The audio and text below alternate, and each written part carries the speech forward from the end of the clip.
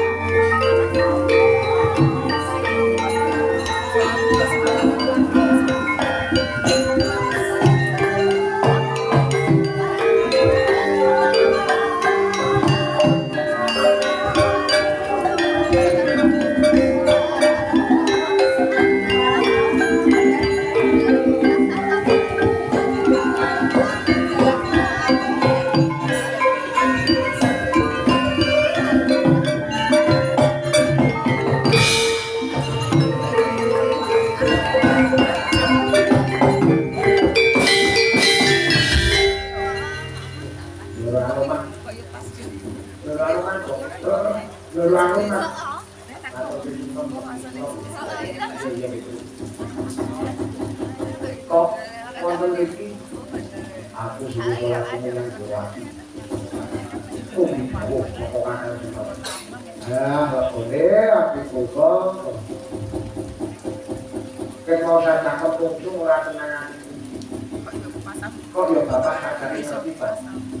Malah babar pisan ngaturke dening manungsa tanpa upami.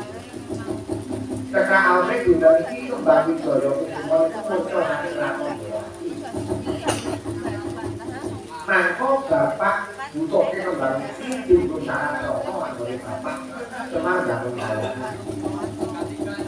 Yen pancen dolan dipun untuk bapak Semar supaya madhep lakon iki. Kene pun tuwa-tuwa manggoleke. Manggoleke kembang Wijaya Kusuma mau. Ngomong dolo karo mantamu dolo ngomong dolo mantamu mulai ngomong tanpa dokter baju kodong mulai karo mantamu itu boten bilang tak boleh kena aja pun aku sing tak bantu rawoyo yang mukakan Semar Badrono kembang iki dadi sapa wujude ngomong bisa sirna, bisa ilang gitu. Nggih sinuwun, monggo kula dherekaken anggenipun jenengan badhe panjenengan hari itu.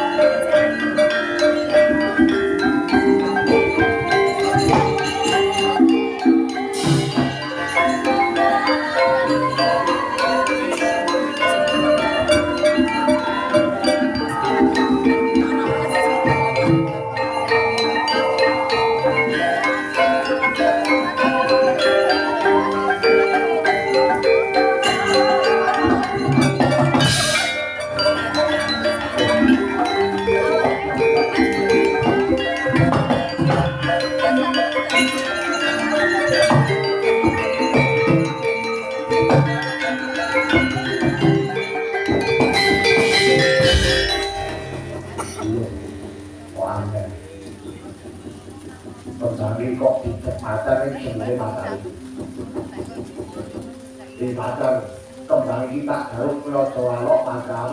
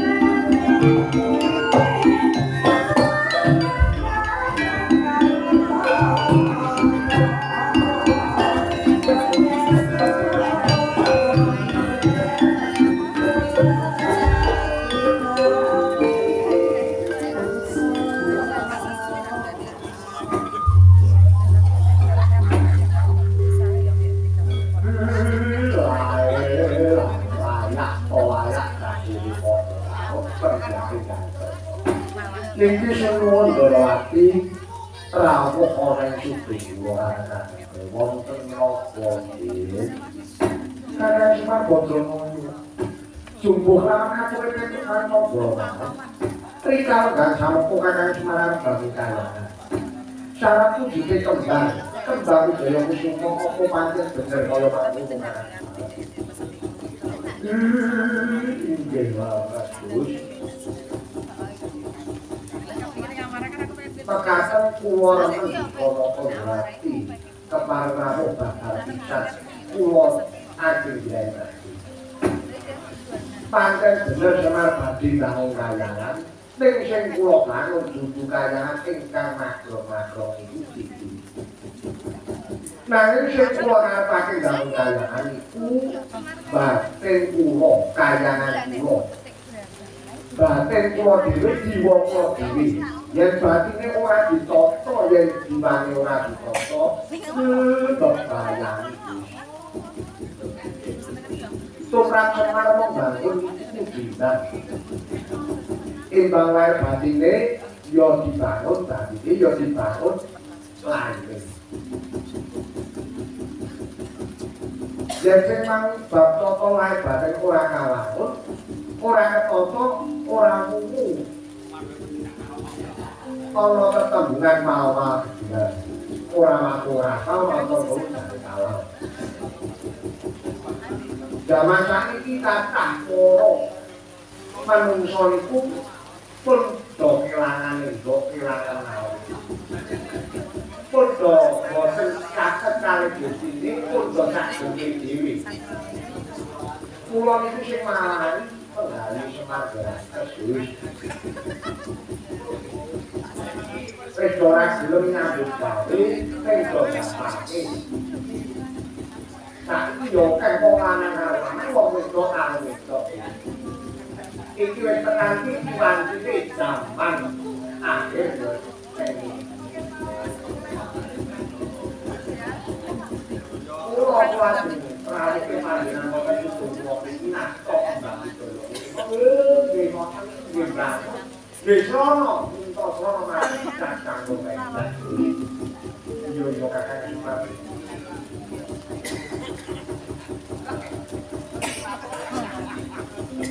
Kulo nanggingan ku aturi rawuh dinamika kosmik.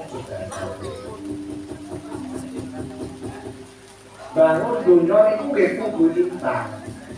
Contone tuladhane Dika Ratu Durawati.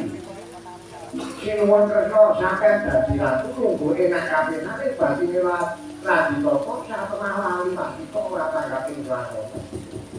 Atase ratu sing dhisik iku kok nganti kocatan kembang wis mulai nang pundi, Bu?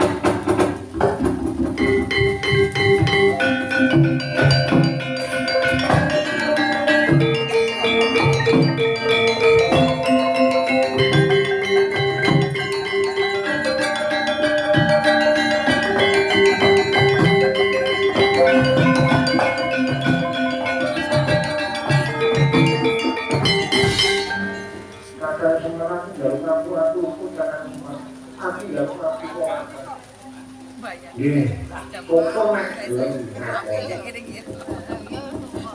senajan urip wis mulya aja nganti lali prihatin. Luwe-luwe bisa mengko ratu dadi satu kawate wong saged goro Durawati.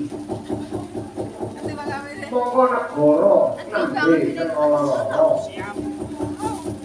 Wong Jawa nyanggen pusaka kembang Wijaya Kusuma menika pusakane wong saged goro. Sumambahe wong saged padha. Kembang Wijaya Kusuma wau saged nggih pusakani. Wujude loro boten namung wong sing mati durung timane saged urip kembang Wijaya Kusuma niku wau. Lah kok nanti ilang. Kayak itu pripun, Bos? Iya, kita tapi itu mau berbakti kembali itu hubungan itu kan orang.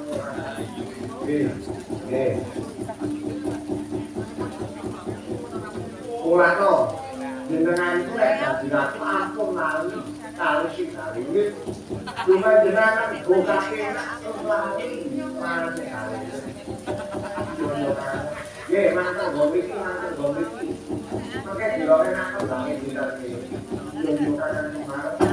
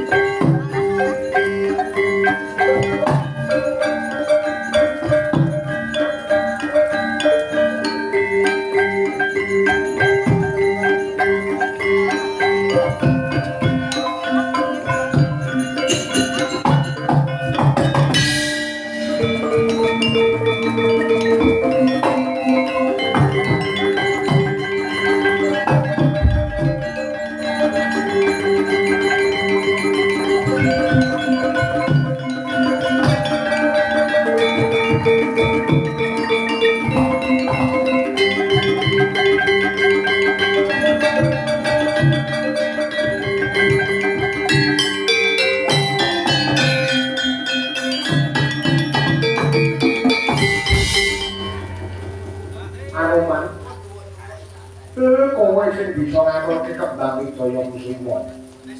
Kembang Wijaya Kusuma mau ana ngendika iso mbok wae. Kembang iku wae terus ngadewe kabeh.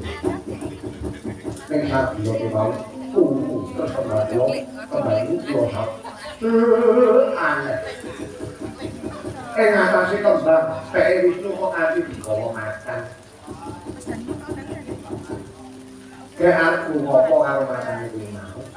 Terus kemarin konten lain temune seko baune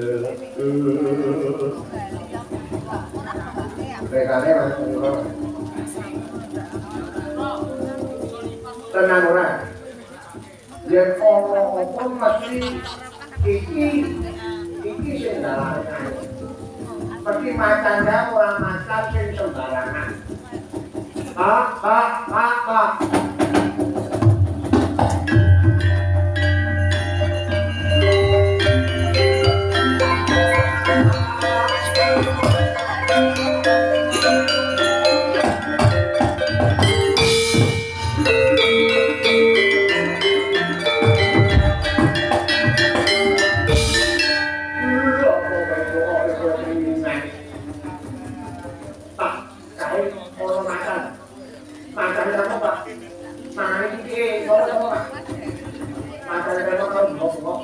Kembangku ditolong, ini macan kan musuh beto kali yo.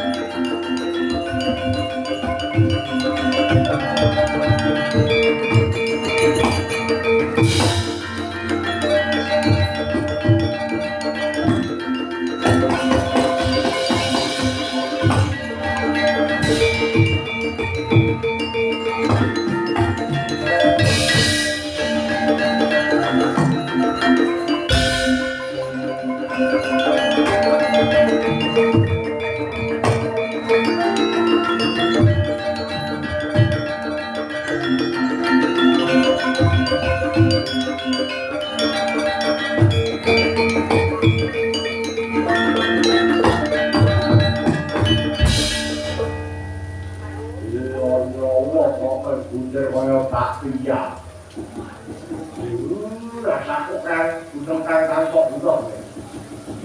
Aku ngerti kok sapa. Saya ora. Ora kesuwen. Ah. Undang-undang ora malih. Oh, aja tekon dosa kowe.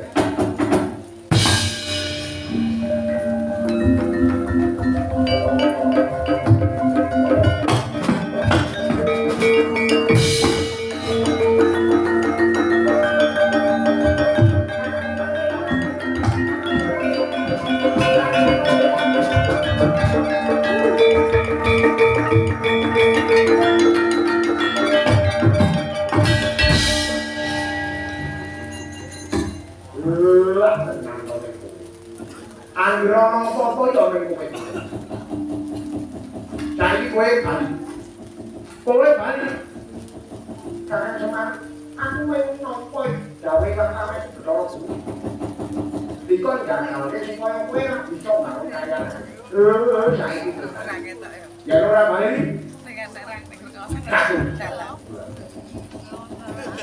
Kalau Pak yo belum tak kawan bali. Yo kakak Semar yo tak kuat tak pamit yo kakak Semar. Yo ora.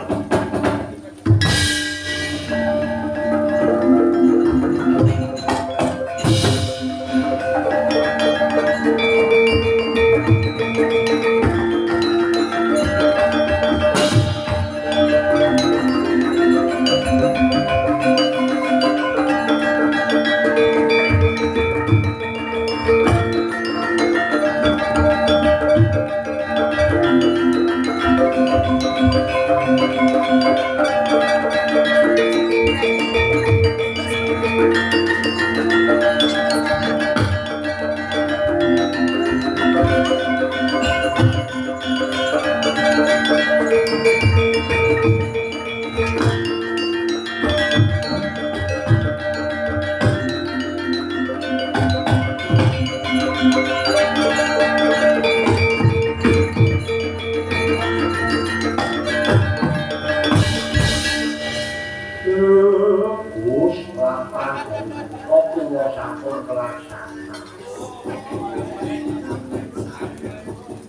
sing kula bangun iku boten kayangan kang agama wong ayu kayangan awak kula mergo Gusti niku nek goleki nggih manggone ten awak kula dhewe lan awak